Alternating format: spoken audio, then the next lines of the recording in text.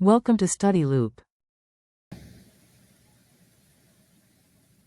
This is the answer to Chapter 13, problem number 34 from the Smith Organic Chemistry textbook. And so in this problem, we've taken a low-res mass spec of dopamine, which is a neurotransmitter, and the low-res mass spec has given us an M to Z of 153. And so we've taken that 153 and we've determined that there are two formulas that fit that criteria. We've then taken a high-res mass spec, which I've abbreviated HRMS, which you'll commonly see.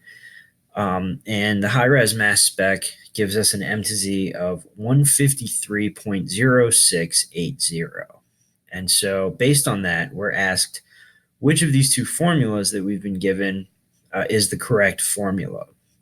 So the way to solve this problem, you need table 13-1 from the textbook. It's a table of exact masses of the most abundant isotopes of these four common elements. I've recreated the table over here to the right just to make it easier while I was solving this problem. And so basically you just do the math. So carbon, the exact mass of carbon-12 is 12.0000.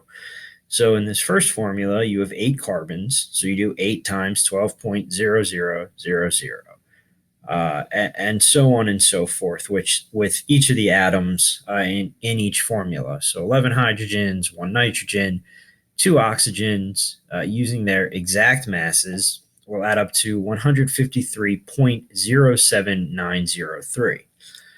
For the second formula, 7 carbons, 11 hydrogens, 3 nitrogens, 1 oxygen. This will add up to 153.09033.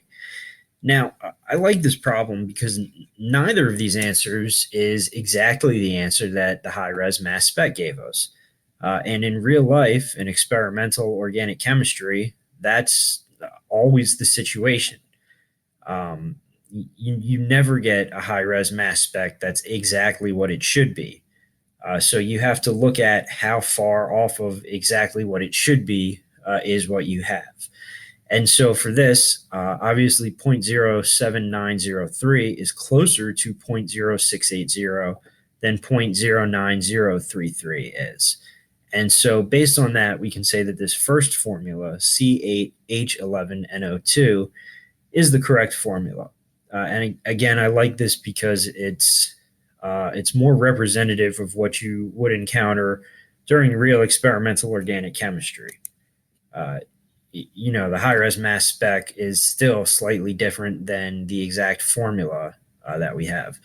And of course, that's because there are other isotopes than these most abundant isotopes, and they contribute at the percentages in which they exist. And so that throws this number, the high-res mass spec, a little bit off of what it ideally would be.